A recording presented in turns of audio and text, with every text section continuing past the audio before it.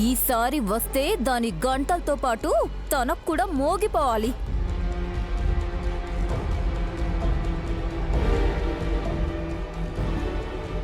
గాయత్రికి ఆత్మని పట్టుకోవాలని అనవసర ప్రయాసాలు ఎందుకు చెప్పండి. తిలోత్తమ, పట్టుకుని ఏం చేస్తావు? అంటే అక్క, అది ఆత్మ విమోచనం కలగాలి కదా. పాపం గాయత్రక ఆత్మకు స్వర్గం ప్రాప్తించాలని. నా చెల్లెలే ఒక దేవత. తను బ్రతికినట్టు నువ్వు కల్లో కూడా బతకలేవు.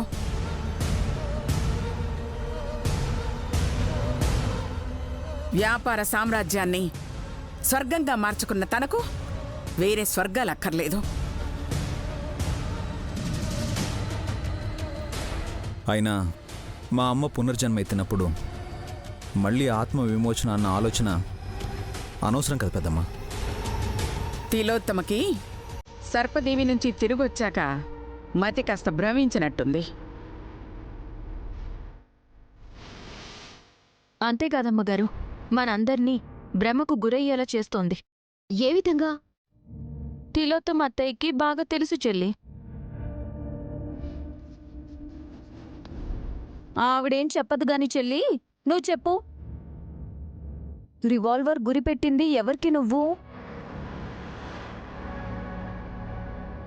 మీరు చూసారుగా, లలితాదేవి అమ్మగారికి గురిపెట్టాను.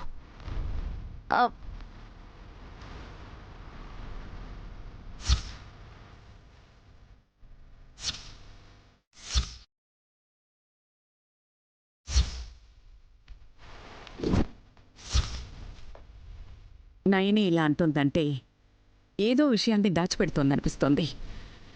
ఆ నిజాన్ని అమ్మవారి సాక్షిగానే బయట పెట్టించాలి.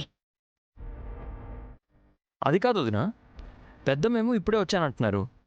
నిన్న మొన్న పెద్దమ్మ ఇంట్లోనే ఉన్నారంటే నేను రాలేదు అంటున్నారు.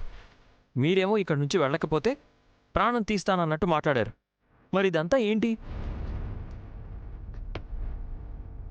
నైని చెప్పు, కళ్ళ ముందు కనిపించేదేంటి? భ్రమ.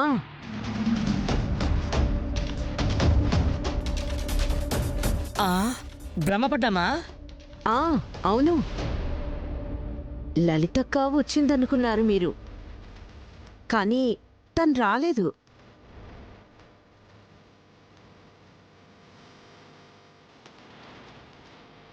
రెండు రోజులున్నారత్తయ్య, మరి ఎలా ఉండగలిగారు? తిలోత్తమ అత్తయ్య లేరు కాబట్టి పెద్దమ్మగారు ఉండగలిగారు. అంతే కదా అత్తయ్య? నైని, అక్క ఇంటికొచ్చింది. తన బాగోగులు చూడండి ముందు. నాకు సేవ చేయడం కాదు గాని ముందు అమ్మవారిని సేవిద్దాం. ఆ తల్లికి పూజ చేసుకుంటే సమస్యలు సందేహాలు తొలగి శాంతి కలుగుతుంది. విశాల్, ఆ ఏర్పాట్లు చూడనా? అలాగే పెద్దమ్మ.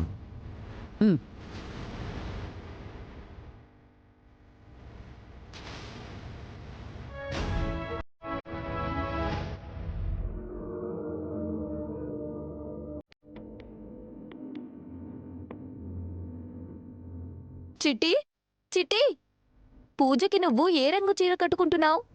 ఇద్దరివి మ్యాచ్ అయితే స్కూల్ యూనిఫామ్లో ఉంటుందేమో. ఏంటి చిట్టి, నీకు నవ్వు రావడం లేదా? తనకి రోగం కాదు వదినా, నాకేం జబ్బుందని? నవ్వలేకపోవడం కూడా ఒక వ్యాధే.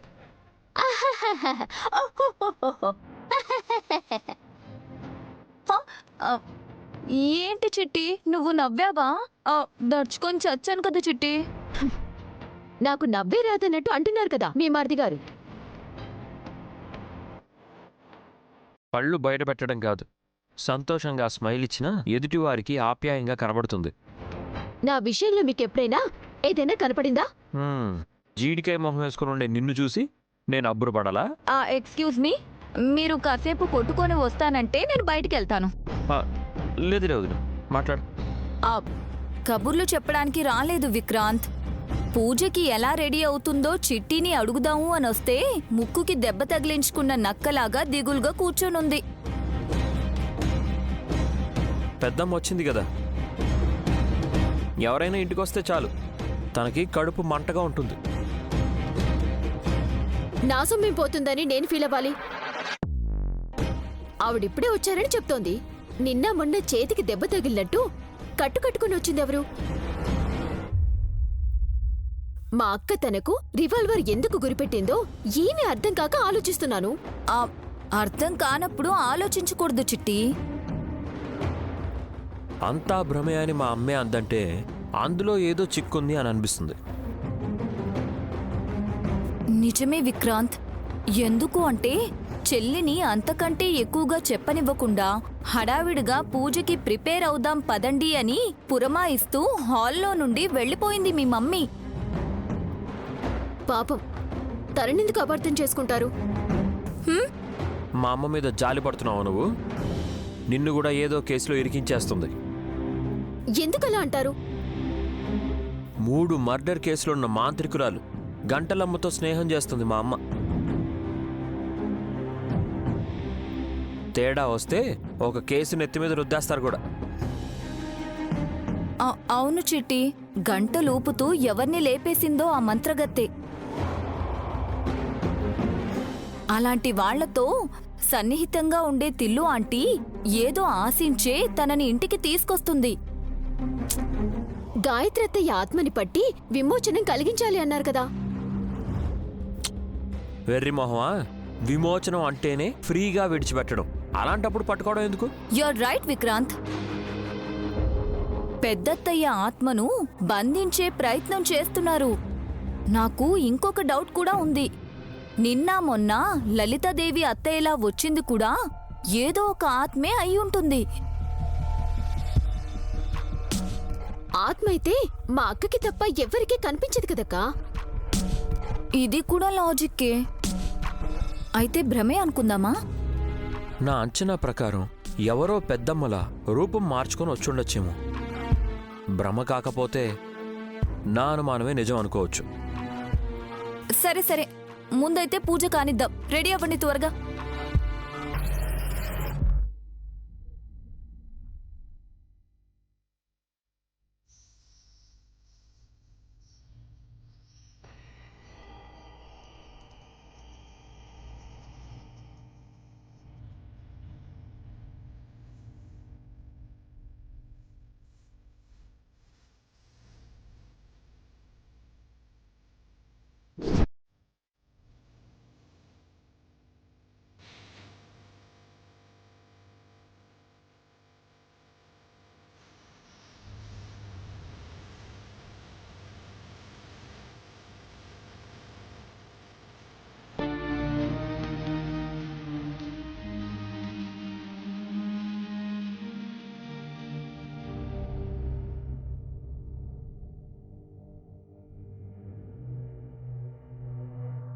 నైని, పసుపు ఒత్తులు ఎక్కడ పెట్టావు? ఈ పళ్ళల్లో ఉన్నాయి అమ్మగారు.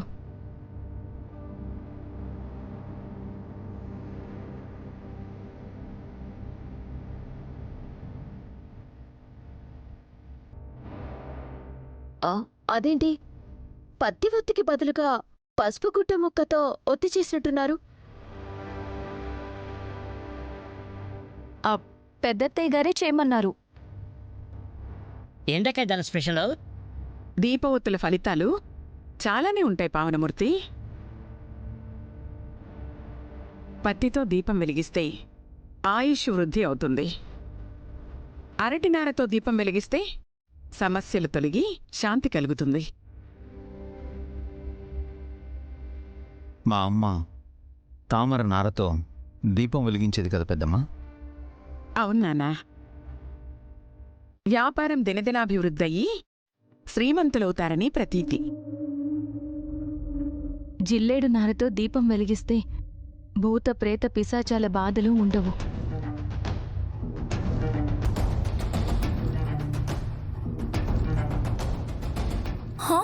మరదేదో ఇప్పుడు వెలిగిస్తే బాగుండేది కదా చెల్లి. మా ఆయన వాళ్ళమ్మ పెట్టే బాధలు తప్పేవి. ఏయ్ అరే నేనేదో రాచి రంపాన పెడుతున్నట్టు కంప్లైంట్ ఇస్తున్నావేంటి? పెద్దమ్మా తన మాటలు నమ్మకండి. సరదాగా అన్నదిలే గాని మీ అమ్మేంటి ఫారెన్లో ఉంది? ఫారినా? నేనిక్కడే ఉన్నాను కదక్కా. అంత దూరం ఎందుకున్నావు అని పెద్దమ్మ అన్నారు. దగ్గరికి రావుదినా, పరాయిదాన్లా అలా దూరంగా నుంచున్నావెందుకు? పర్వాలేదు. రండత్తయ్యా. దాందే ఉందిలే నైని. సిగ్గుపడుతున్నావా ఏంటి తెలియత్తమ్మా? సిగ్గా? తమరికి లేంది ఉందని చెప్తే అనుమానంగా ఉందేమో. ఏయ్ నువ్వు ఉండవే తల్లి. ముందు నీ తల్లినిటి పంపించు వల్లభా. సరే వెళ్ళు మమ్మీ, లేదంటే డౌట్ వస్తుంది. డౌట్ ఎందుకు అల్లుడు? వేడొకడు ఏం మాట్లాడతాడో వీడికే తెలీదు.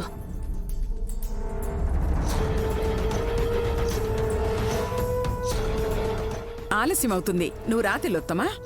అంటే అక్క రాకూడదు. ఎందుకమ్మా?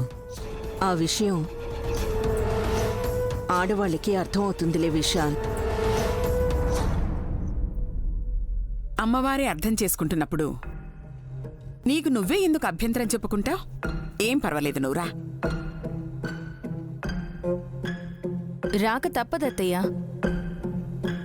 ఎందుకంటే కొత్త పసుపు బట్టతో ఒత్తిడి చేసి పెడుతున్నారు కదా. పెడితే ఏమవుతుంది? ఏం జరగబోతోంది?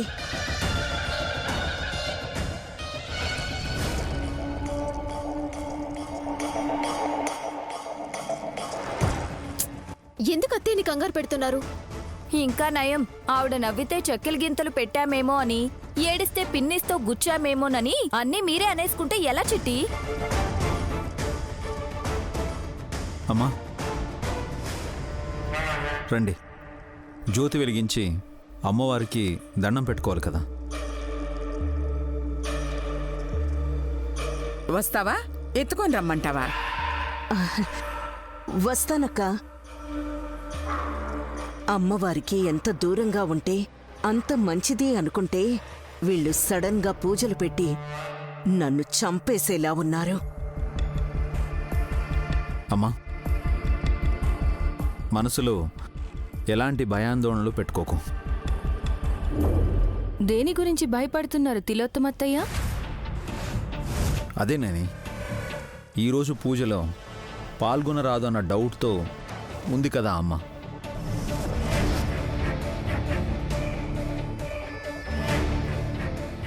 పెద్దత్తయ్య అన్నట్టు అమ్మవారికి అలాంటివేమీ అంటావులే. బుద్ధి మంచిగా ఉంటే చాలు, అంతా మంచే జరుగుతుందంట. తేడాగా ఉంటే హరి గోవిందే. ఇంకా మీరు రండత్తయ్యా.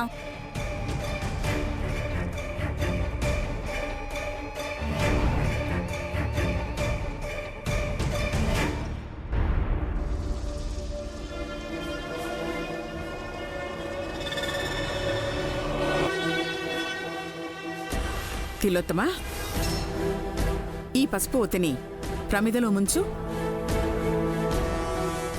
నేనా అక్క? మీకే చెప్తే ఇంకెవరికో చెప్పినట్టు అలా అడుగుతున్నారేంటత్తయ్యా? తీసుకో. తప్పు.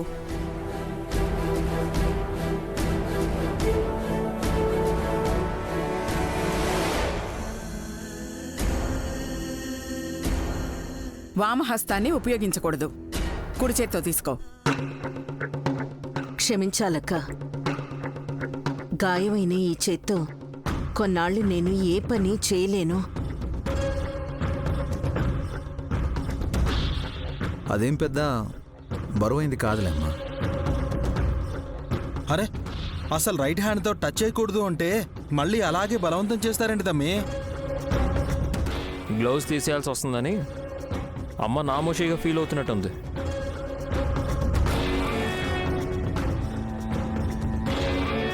ఇందులో సిగ్గుపడాల్సిందే ఉందయ్యా. ఈ పాటికి గాయం నయం అయిపోయి ఉంటుంది. అమ్మవారి పూజలో పాల్గొంటే ఇంకా త్వరగా నయం అవుతుంది కూడా. అక్క, గ్లౌస్ తీయకుండా పసుపు ఒత్తిని ప్రమిదలో ముంచొచ్చా?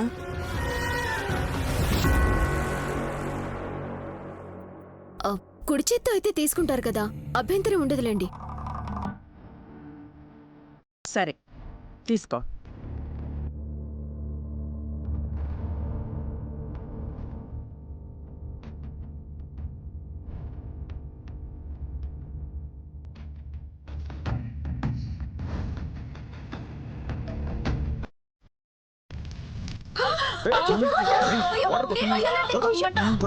జాగ్రత్త.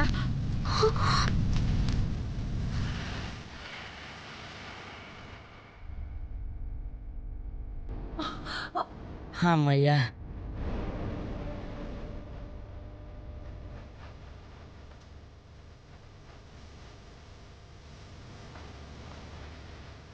ఏం జరిగింది?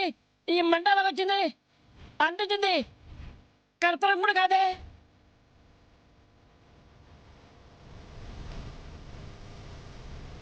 తిలోత్తమ వదిన ఒత్తిడి తీసుకోబోతే సడన్ గా మంట అంటుకుంది.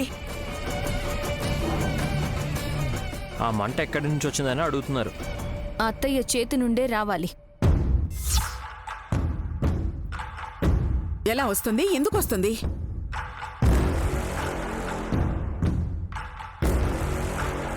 ఏ ఒక్కదానికైనా సమాధానం కావాలి. నాకు అదే అర్థం కావడం లేదక్క.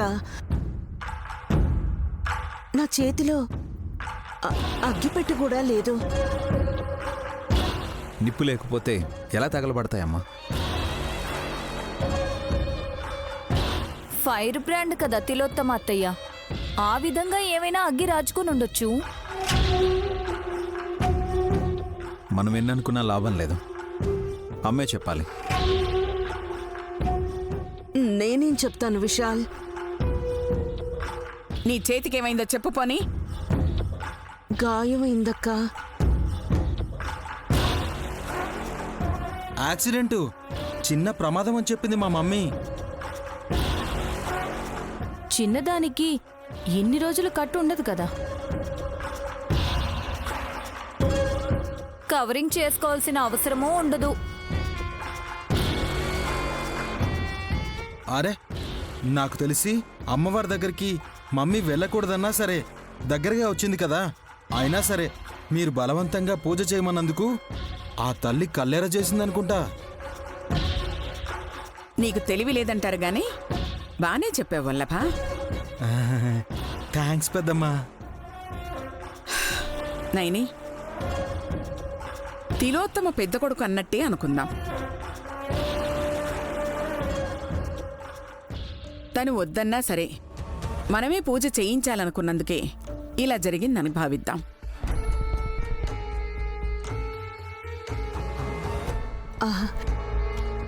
అవునక్క, అదే కరెక్ట్. మరి ఇంకా ఎందుకమ్మా అక్కడే నిలబడతావు? వెనకెళ్ళు. పర్లేదు, ఉండనివ్వండి విక్రాంత్ బాబు. పక్కనే ఉంటే ఏం కాదు. అమ్మవారికి దీపారాధన చేయకముందే అపచారం జరిగింది. అమ్మలగన్న అమ్మ మనందరి మీద దయ చూపాలని మనస్ఫూర్తిగా కోరుకుంటూ ప్రమిద వెలిగిద్దాం. నైని, వేరే ఒత్తులు వేసి వెలిగించమ్మా. పత్తి ఒత్తులున్నాయి అమ్మగారు. పర్వాలేదమ్మా, వెలిగించు.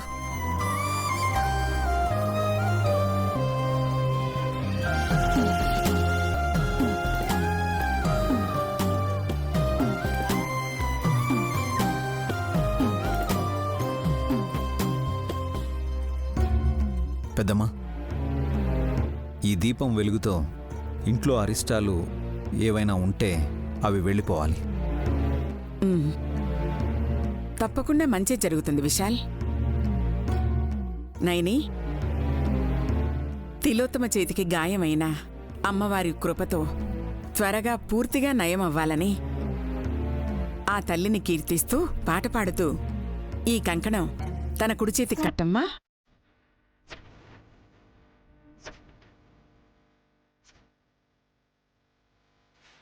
అలాగే అమ్మగారు. కంకణమా? ఎందుకో